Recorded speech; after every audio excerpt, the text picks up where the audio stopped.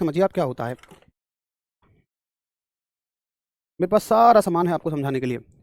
देखो ये है एक लेंस जिसमें से आपको आर पार दिख रहा होगा, और ये है एक दर्पण जिसमें से आर पार ना दिख के सामने की चीजें दिख रही होंगी। क्योंकि इस पर पीछे कोई पॉलिश नहीं है, लेकिन इस पर पीछे एक पॉलिश है। देखो इस पर सिल्वर कलर की एक पॉलिश है, इस वजह से आपको इसमें से मेरी नाक नहीं दिखाई देगी, मुझे अपनी शक्ल दिखाई दे रही है बढ़िया बढ़िया, लेकिन इसमें से आपको मेरी नाक दिखाई दे जाएगी। मुझे आप दिख रहे हो, आपको मैं दिखूंगा।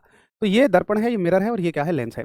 इसकी ये वाली सतह पॉलिश्ड होती है। बड़ी सिंपल सी बात है, परावर्तन के दो नियम होते हैं।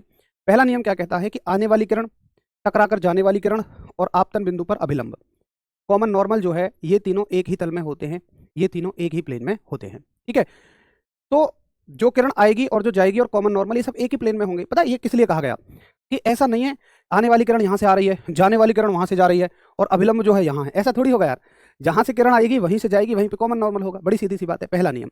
दूसरा नियम कहता है कि ये दोनों एंगल बराबर होंगे।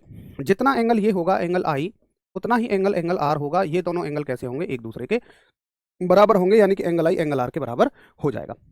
फटाफट से पढ़ो और कहो जी क्लियर है। क्लियर है सभी को?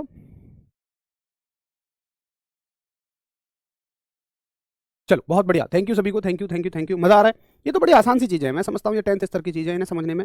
और यहाँ से मेरे हिसाब से सवाल भी नहीं बनेगा कि एंगल आई एंगल आर के बराबर होगा। अरे सुदीप सुदीप यार तुम शांत हो जाओ खाम खा की। अब आप सब सर सबसे मेरे बेस्ट सर हो, सर सबसे बेस्ट हो।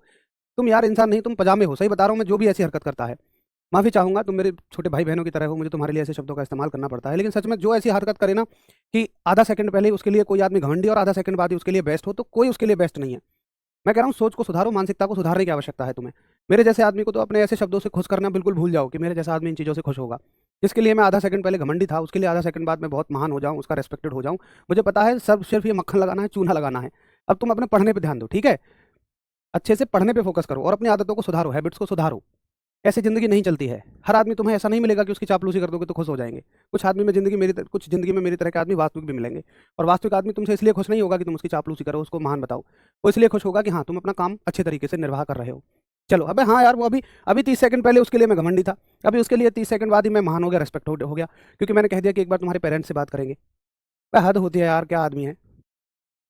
चलो कोई तो अपना स्टैंड रखा करो यार। देखिए एक सवाल आता है कि अगर कोई प्रकाश की किरण ऐसे पड़ी, ये मान लो मिरर है, ठीक है बच्चों, ये मिरर है, और अगर कोई प्रकाश की किरण ऐसे आकर पड़ी, ऐसे आकर पड़ी, ठीक, यानी कि उसका इंसिडेंस एंगल कितना है, 0, क्योंकि ये आपतित किरण है और यहीं अभिलंब बनेगा। और आप आने वाली किरण का कोण जो होता है, आपतन कोण जो होता है, वो कहां से बनता है भाई, अभिलंब के साथ ये जो कोण बनता है। अगर कोई किरण सीधी ऐसे आकर पड़ी तो इसके लिए आपतन कोण कितना हो जाएगा, 90 डिग्री मत कहना। देखो फिर समझो, ये आपका मिरर है, ये आपका अभिलंब है और ये किरण है। तो जो आपतन कोण है ना, ये आने वाली किरण और अभिलंब के बीच का एंगल होता है। लेकिन अब दोनों ही जब एक ही जगह पे है, अभिलंब भी ऐसे बना हुआ है और ये भी ऐसे ही बना हुआ है, तो ये आपतन कोण जो है वो 0 डिग्री हो जाएगा। तुम्हें जो 90 लग रहा है ये आपतन कोण नहीं है।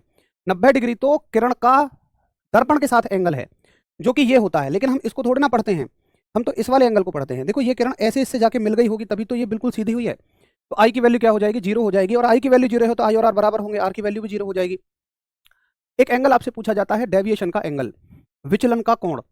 देखिए विचलन के कोण का मतलब है जैसे कि किरण मान लो 30 डिग्री पे आके पड़ी और फिर ऐसे टकरा के 30 डिग्री के कोण पे चली गई। तो बच्चे विचलन का जो कोण है ना, वो ये हो जाएगा कि किरण टोटल कितनी डेविएट हुई।